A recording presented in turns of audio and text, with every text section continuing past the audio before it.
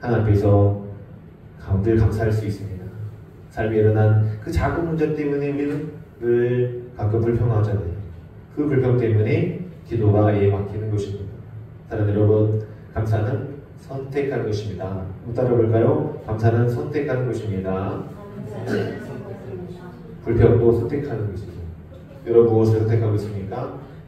감사를 늘 선택하시기 바랍니다. 저도 감사하는 삶을 살기 위하여 노트에 감사 제목을 기록하고 또는 카톡에 기록해서 주변 사람들과 몇 년 동안 같이 나누었습니다. 10가지, 하루에 10가지, 그리고 하루에 100가지씩 3, 4일 동안을 쓴 적이 있습니다. 여러분 그 카톡으로 100가지 쓰려면 얼마나 걸리는지 아세요? 한 30분 이상이 걸렸습니다. 그거를 3달 동안 했었는데 너무 감사했어요. 첫 번째 새벽기도 깨워주셔서 감사드립니다. 두 번째 뭐예요? 우리 하루 시작하게 해주셔서 감사드립니다. 교회 주셔서 감사드리고 자녀 주셔서 감사드리고 그날 있었던 그 전에 있었던 전날 있었던 것을 그날 아침에 보냈는지 오늘 저녁에 보냈는지 했었거든요. 이것이 감사 운동이 돼가지고 지금 교회 다른 교회에 있는 분들이 이것을 하고 있어요. 그래서 그 교회가 부흥이 일어나가지고 저희 교회 부흥이 일어나지 않았습니다. 저희 성도에게 보냈는데 저랑 같이 답장 보낸 몇 분 계시지 크게 부흥이 일어나지 않았으나 다른 교회 성도들은 크게 은혜를 받아가지고 교회에서 대대로 그 운동을 하고 있어요. 직접 또 만들어서 나눠주더라고요. 감사 노트 해가지고 열심히 쓰고 감사하는 사람들의 그 노트를 시상하고 그 교회 전시까지 하는 것을 봤습니다. 여러분 잘 힘들 때 하루에 5가지 이상 감사하시기 바랍니다. 카톡에 쓰셔서 누구랑 나눠요? 배우자분과 나누면 참 좋습니다. 저도 저희 아내랑 많이 나눴었는데 저 아이들하고도 매일 가정 예배 드릴 때도 나눴었습니다. 지금은 나누진 않는데 지금은 이제 말씀 보내면 그 말씀을 감사 나누던 분들은 감사 제목 저희 댓글로 꼭 보내주세요. 그럼 저는 제가 이제 말씀 신앙 것을 나누고 서로 주고 받으면서 신앙이 서로 이렇게 뜨거워지는 것을 경험하고 있습니다. 그래서 감사는 선택입니다. 저도 기도할 때 하나님께 감사하면서 기도하거든요. 우리 친구들 잘 모르시는 어른들은 하나님께 감사하면서 기도하고 계십니다. 새벽 기도할 때나 새벽에 드릴 때도 하나님 감사합니다 했으니 감사합니다. 감사한 목소리는 기도하고 감사하는 것입니다. 사도 바울은 감사의 사람이었어요. 누구한테 감사했습니까? 하나님께 감사했습니다.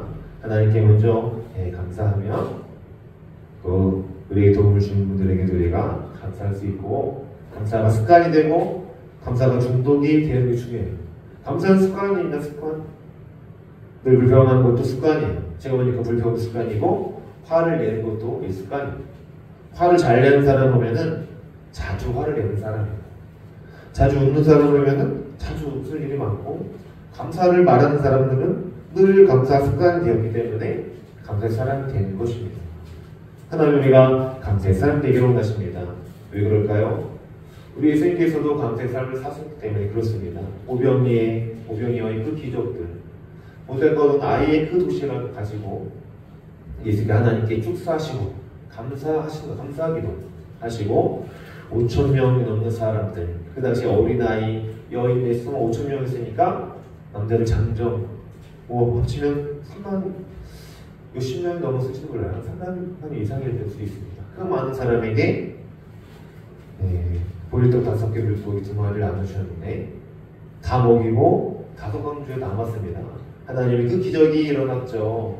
예수님께서 감사하며 기도하셨을 때 이것을 하나님께서 허락하여 주신 것입니다. 예수님은 감사의 사람이었습니다. 또 누구를 예를 들어볼 수 있습니까? 다니엘도 하나님께 감사하며 기도했다고 했습니다.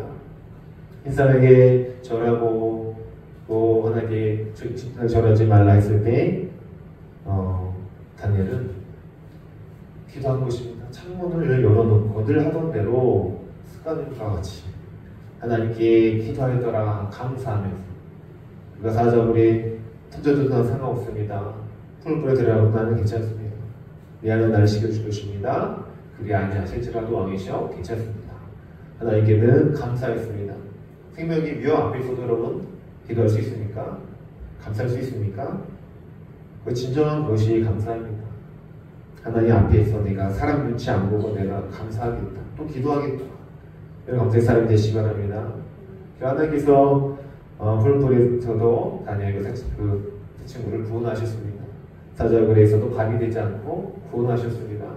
하나님의 감사의 사람을 참 기뻐하시고 하나님의 자녀들을 보호하신다는 것을 우리는 믿어야 합니다. 또 사도 바울 제사는 네 번째 기도의 사람이었다는 것입니다. 9절에 다 같이 읽겠습니다. 9절 말씀 시작. 내가 그의 아들의 복음 안에서 내 심령으로 섬기는 하나님이 나의 증인이 되시거니와 항상 내 되시지 않고 너희를 말하며. 로마서 1장 9절이었습니다. 두 번째는 기도의 사람이었다 그랬습니다. 기도. 우리 기도해야 됩니다. 교신들 기도하세요. 우리 성도님들 더 열심히 기도하시기 바랍니다. 기도는 마귀를 공격한 선제 공격입니다. 그것이 바로 기도이죠. 선제 공격, 기도를 해야 마귀의 유혹의 시험을 이길 수 있는데 평소에 기도하지 않으면 마귀의 시험 유혹에 넘어가게 되어 있다는 것입니다. 기도의 영적 전쟁을 치르는 강력한 도구입니다. 하나님의 도우심을 받는 강력한 이 도구가 바로 기도라는 것입니다. 우리 그들을 통하여 지금 이곳에 있습니다. 예수 그리스도의 그 기도, 성령님의 간절한 기도를 통하여 누군가의 기도를 통하여 우리가 이 자리에 있는 것입니다. 우리가 스스로 나오기는 어렵잖아요. 누군가의 전도를 받았습니다. 부모님이나 또 친구들, 그들의 여러분들 중에서 얼마나 눈물로 기도했을까요? 그 눈물의 기도가 있었기 때문에 저와 여러분 지금 이곳에 서 있는 것입니다. 하나님의 자녀가 된 것이죠. 우리 예수님께서도 늘 새벽 미명에 깨어서 기도하셨다고 했습니다. 하나님의 아들이신 예수님조차도 기도하셨는데 우리 얼마나 기도를 해야 되겠습니까? 예수님은 습관적으로 새벽에 기도하셨고 12 제자를 부르시기 위해서 더 간절히 기도하셨고 그 십자가 상안에서 십자가의 그 사명을 감당하기 위해서 예수님만의 동산에서 땀방울이 땅에 떨어진 피가 될 정도로 모세혈관이 터졌죠. 실제로 터졌습니다. 그 피가 흐르셨다는 것입니다. 왜요? 십자가의 그 사명을 감당하기 위하여서 깨어서 기도하셨습니다. 그 자리에 제자들도 있었는데 제자들은 다 졸고 있었습니다. 예수님께서 말씀하십니다. 내가 죽게 되었으니 나를 위해서 좀 기도해라. 잠들지 말고 깨어있어 기도해라. 예수님께서 그렇게 부탁하시고 좀 떨어진 곳에서 기도하고 계셨는데 예수님께서 제자들을 또 찾아오셨어요. 다 뭐하고 있었습니까? 기도하지 않고 다 피곤해서 졸고 있었다고 성경 말합니다. 예수님이 안타까우셔서 다시 한번 기도하라고 말씀하시는 거죠. 성경에 그렇게 되어 있지만 제발 나를 위해서 기도해라 이렇게 말씀하실 것 같아요. 내가 심히 죽게 되었을 나를 위해서 기도해다오. 그 표현의 말씀이 우리에게 참 은혜가 됩니다. 예수님도 우리처럼 죽음에 거의 가까운 정말 죽게 되었다 그 표현 속에서 우리가 겪을 것을 예수님이 이미 겪으셨다는 것을 우리가 알 수가 있습니다. 나만 겪는 고난이냐고라 찬양했지만 나만 겪는 것이 아니라 우리 주님이 먼저 겪으셨기 때문에 우리 친구들도 도와줄 수 있고 우리 어른들도 하나님께 도와줄 수 있는 것입니다. 예수님은 질병으로 고통과 질고 아픔, 질병 모두 다 경험하셨습니다. 다 아는 자라.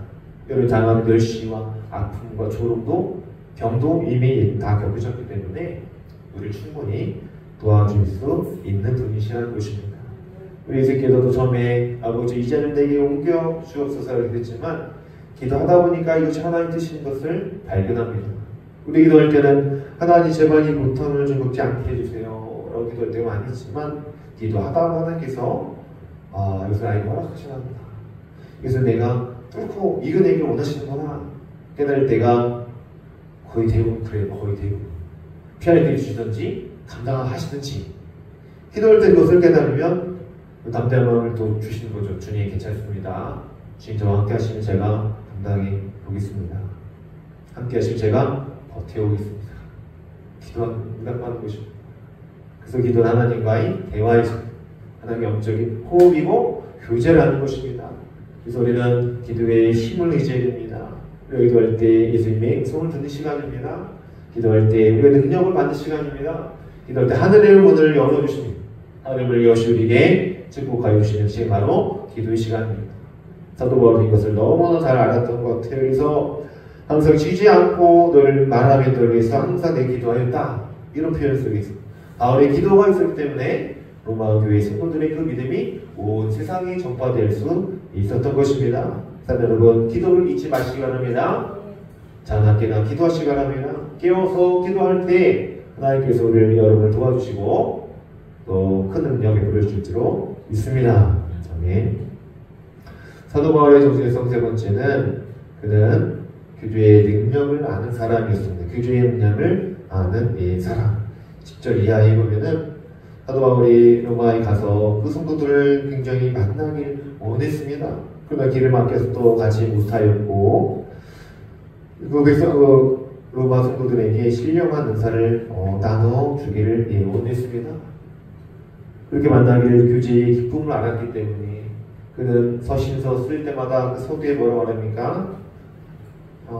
그리스도 안에서 서로 성도에게 입맞춤해라. 은혜와 평강이 너에게 있기를 원한다. 계속 그런 표현을 쓰고 있습니다. 교제의 능력을 알았기 때문에. 예수님과 만나는 그 교제의 능력을 알았기 때문에 믿음의 동행자들과의 만남을 기뻐하였고 교회의 성도들과의 만남을 사모해야 했던 것입니다. 이렇게 교제는 중요합니다. 예배의 요소 중에 교제가 있습니다. 예배 요소는 말씀, 기도, 찬송, 헌금, 이 교제. 교제가 빠지면 또 예배가 아니에요. 교제가 필요한 것입니다. 하나님과의 만남 교제, 성도와의 교제가 필요한 것입니다. 예배를 드리고 딱 하는 것이 아니라 서로 교제하고 식사도 하고 서로 기도의 제목도 나누는 가운데서 하나님의 치유와 회복이 일어난다는 이 사실입니다. 여러분, 하나님과 교제하기를 기뻐하시기 바랍니다. 또 성도들과의 이웃과의 교제를 기뻐할 때 우리 통하의 복음이 세상으로 전파되게 하여 해주실 것입니다. 또 사도 바울의 정체성이 무엇입니까? 빚진 자의 정체성을 갖고 있었습니다. 빚진 자 14절 말씀 각각 읽겠습니다. 헬라인이나 영아인이나 지혜 있는 자나 어리석은 자에게 다 내가 빚진 자라. 아멘. 이 빚진 자의 마음이 우리에게 있어야 됩니다. 이 빚진 자의 마음이 있어야 되는데 내가 최고다, 내가 저 사람보다 낫다 이렇게 생각하면 빚진 자의 자세가 하나도 없는 것입니다. 예수님께 우리가 빚진 자로 그 마음을 갖고 살아야 됩니다. 그래야 복음을 경험한 사람이죠. 내가 잘나서 했습니다 아니라 무엇을 하든지 하나님께서 하셨습니다 라고 고백하는 사람이 정말 빚진 자의 믿음, 하나님의 그 복음을 경험한 사람의 참된 자세인 것입니다. 교회 안에서도 내가 있습니다, 이름을 드러내기 원하는 사람이 있습니다. 우리 교회는 없지만 물컵 올려놓는 것도 큰 교회에서는 막 싸움이 막 일어나요. 주보에 이거 이름이 있어야 되고 남자의 이름이 맞으면 난리나고 그런 일들을 많이 저도 경험했어요. 우리 아이들 미안하지만 친구들에게는 큰 교회 가면 그런 일들이 많이 있어요. 이름이 빠지면 큰일 나고 헌금했는데 이름 빠지면 막 찾아와서 물어보고 나 지금 왜 내일이 이름 없습니까? 그것도 많이 경험하면서 조용하지 않은 일에 참 목숨을 걸고 살아가는구나 라는 것을 믿었습니다. 빚진 자의 마음이 있어야 됩니다. 하나님께 빚진 자. 예수님께 우리가 빚져서 살아가고 있잖아요. 예수님 때문에 우리가 사는 것입니다. 십자가에서 우리를 위하여 죽으신 예수 그리스도, 그분께서 우리를 피값으로 사셔서 우리가 사는 것 뿐입니다. 우리의 삶이 아니라 예수님의 그 삶을 우리가 대신 살아가는 것입니다. 사도 바울처럼 헬라인이나 야마인이나 지혜있는 자나 어리석은 자에게 내가 다 빚진 자다. 사도 바울은 그리스도를 평생을 복음을 신고하는 일에 목숨을 바쳤던 것 같아요. 결혼하지도 않고 예수님을 전했습니다. 동족의 위협, 내 맞아 죽을 뻔한 그런 태장을 맞아 3번 죽을 뻔하였고 강의 위협, 여러 위협을 경험했으나 그가 빚진 자의 그 마음 자세히 있었기 때문에 다투지 않고 그가 겸손하게 하나님께 영광을 돌렸던 것 같아요. 마지막 그는 정체성은 사도 바울의 정체성, 또 우리의 정체성은 무엇입니까? 복음의 사람이었다는 것입니다. 따라해볼까요? 복음의 사람.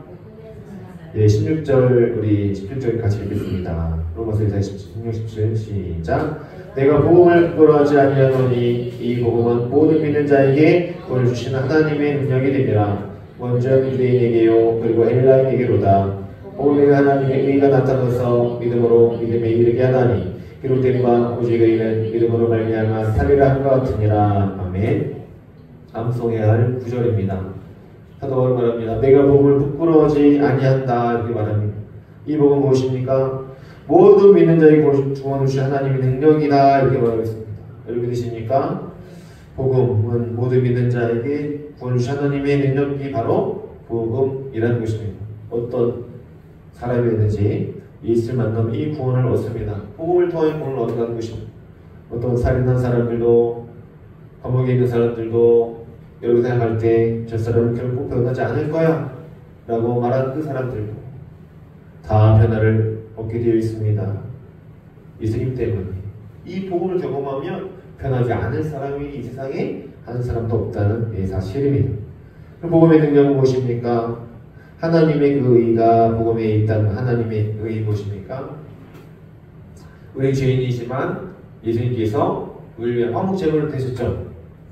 우리 진노 가운데 있어서 죽을 수밖에 없는 지옥간의 인생이었는데 예수님이 화목의 제물 돼서 이제 십자가에 죽으신 사건을 통해서 하나님에 대한 그 진노가 이제 없어지게 하는 사람에 대한 하나님의 그 진노, 죄인은 반드시 심판을 받아야 됩니다. 그 진노가 하나님의 진노가 사라져서 예수님 때문에 의롭다 칭함을 받는 것이에요. 그래서 하나님의 그 예수 그리스도의 하나님의 의로 우리가 살고 구원을 얻은 것입니다. 감사하지 않나요? 우리 죄인인데 예수님이 우리를 대신 죽으심으로 너는 죄인 아닌 너는 이제 의인이야. 너 꼭 깨끗하게 되었어. 거룩하게 되었어. 라고 칭함을 우리가 받는 것입니다. 이것이 바로 하나님의 의라는 교리 중에 이제 하나이죠. 그래서 이제 의인은 믿음으로 말미암아 살리라 함과 같다고 성경 말합니다. 우리 의인이 되었으니까 이제 믿음으로 살아야 되겠죠. 믿음으로 날마다 살아내야 됩니다. 하나님의 자녀 의인이 되었으니까. 이 커다란 선물을 받았는데도 여전히 난 죄인입니다 라고 우리가 겸손히 말할 수 있지만 정말 죄인들처럼 눌려있고 죄에 눌려있고 상황에 눌려있다면 하나님 결단코 기뻐하지 않는다는 것입니다. 여러분의 상황이 힘들고 어려운 처지에 있다 할지라도 우리가 핍박당하는 상황 또 질병으로 인해 상황 눌려있고 영적으로 막 힘든 그 상황이다 하더라도 우리가 무엇을 고백해야 됩니까? 나는 의인이 되었습니다. 여러분 고백하시기 바랍니다. 예수 그리스도의 십자가를 통해 나는 의인이 되었습니다. 하나님 나를 의롭다 칭하여 주십니다. 이것이 바로 구원의 능력이기 때문에 악한 사단이 마귀가 우리를 공격하고 여러 마음을 짓누르고 과거에 매이고 상처로 괴롭힌다 할지라도 우리 자유케 된 사람들입니다. 이것을 날마다 선포하시기 바랍니다. 이 복음 입으로 말할 때 능력이 나타납니다. 믿음이 그 고백을 주님이 들으시고 마귀도 들은 사람들 듣습니다. 우리가 이 복음을 말하고 계속 전할 때 영적으로 살아나는 것입니다. 하나님은 이 복음 원래 읽게 되어 있어요. 이 하나님 말씀은 다 노래로 되어 있습니다. 그 날마다 우리가 읽고 우리 찬송을 불러야 됩니다. 그럼 내가 사는 것이죠. 여러분이 살아야 여러분 가족을 살릴 수가 있습니다. 저희 가족이 영적으로 정말 힘들고 어려울 때 부모님들이 예수님 믿지 않고 그럴 때 저희 동생처럼 얼마나 기도했는지 모릅니다. 학생 때부터 그냥 공식을 밥 먹듯이 하고 집에 오면 기도하고 교회 새벽 예배 다니고 전국 기도 가서 기도하고 왜 영적 싸움이 시작되었습니까? 영적 전쟁이 얼마나 치열한지 저희 집은 거의 선교지다 이렇게 말했습니다. 동생을 해서 열심히 기도하고 기도했을 때에 아까 그 마귀가 떠나가고 짓눌린 것이 떠나갈 때 부모님이 예수를 믿고 하나님께서 우리 가정을 세워주셔서 지금 믿음의 가문이 되었습니다. 여동생도 전도사님 사모님이 되어가지고 장로교회에서 열심히 봉사하고 있는데 제가 기도했던 것이 믿음의 가문을 세우는 곳이었습니다. 믿음의 가문이 되게 하옵소서, 믿음의 명문 가문이 되게 하옵소서. 이렇게 기도하시기 바랍니다. 하나님께서 반드시 힘을 세워줄 줄로 믿습니다. 누군가 십자가를 짊어질 때 가정에는 십자가를 누군가 기도로 짊어지고 희생하며 짊어지고 하나님께 기도함으로 맡기고 말씀을 읽고 예배함으로 하나님께 맡길 때 그 문제는 주님의 문제가 되는 것입니다. 이것이 영적인 원리입니다. 내 문제로 기도할 때 내 문제가 하나님의 문제가 되는 것입니다. 기도할 때 이것이 하나님의 문제가 되어져요. 여러분 우리가 얼마나 기도해야 되겠습니까? 기도하시기 바랍니다. 복음의 사람이 되어야 됩니다. 종적인 그런 눌림들은 있을 수 있습니다. 하나님 만날 때 하나님과 우리가 교제할 때 하나님 우리에게 은사를 주시기 위해서 우리 영적인 눌림들을 허락하시는 것 같아요. 답답함이 있을 수 있습니다. 기도할 때 하나님 음성이 안 들리고 기도했는데 은사가 임하지 않고, 기도했는데 꿈도 안 주시고 환상도 안 내려줄 때에 답답할 수 있어요. 이 영적 눌림들을 잘 견뎌야 됩니다. 기도해도 응답도 없는 것 같고, 절망적인 것 같고, 병도 안 낫고, 그러나 이 기간을 하나님 기다려 주시고 계십니다. 얼마나 하나님을 기다려 주시는지 모릅니다. 왜 답답하지만 하나님은 답답하지 않으세요. 하나님 우리를 만드시기에 느긋하다는 그런 표현을 씁니다. 하나님 우리를 만드시려면 시간이 필요한데, 극적이 필요하다고 아이에게, 까만 아이에게 뜨거운 떡을 못 줍니다. 또 먹으면 죽으니까. 하나님이 이거 안 돼, 나중에 줄게 하고 기다리시는 거잖아요. 여러분 삶 속에 그런 일이 있다면 잘 견디시고 버티시기 바랍니다. 하나님께서 우리에게 좋은 곳으로 반드시 채워줄 날이 반드시 옵니다. 참고 인내하는 사람의 열매를 주신 것입니다. 할렐루야. 이 말씀을 정리합니다. 우리 정체성은 사도바울처럼 뭐예요? 감사의 사람, 기도의 사람, 규제의 사람, 바로 빚진 자의 삶, 그리고 복음의 사람이라는 것입니다. 주님 앞에서 여러분 꼭 기억하시기 바랍니다. 감사의 사람들 감사하십시오. 기도 항상 기어서 기도하시기 바랍니다. 기도하기를 쉬면 안 됩니다. 그리고 규제하기를 기뻐하십시오. 하나님과 성도들과의 가족들과의 규제도 중요합니다. 그 다음에 빚진 자의 자세로 살아갈 하나님께서 너를 축복하시고 좀 있습니다. 복음의 사람을 사십시오. 그 복음을 전하고 입으로 말하고 표현하시기 바랍니다. 그래 여러분이 영적으로 사는 것입니다. 그래서 성령의 사람으로 우리가 살아지로 있습니다. 우리 기도하겠습니다. 하나님께 예물을 드리겠습니다. 우리 순간 감사 선택하고 감사를 고백하는 우리 되게 하소서. 저희가 드렸습니다. 우리 주의 말씀 기억하면서 우리 기도하겠습니다. 자유롭게 또 기도해 주겠는데 하나님 주님의 자녀의 정체성 잊지 않고 살아갈 수 있도록 인도해달라고 주님 한번 보시기 간절히 기도하겠습니다. 주여 하나님 아버지 감사합니다. 우리가 주님의 사람입니다.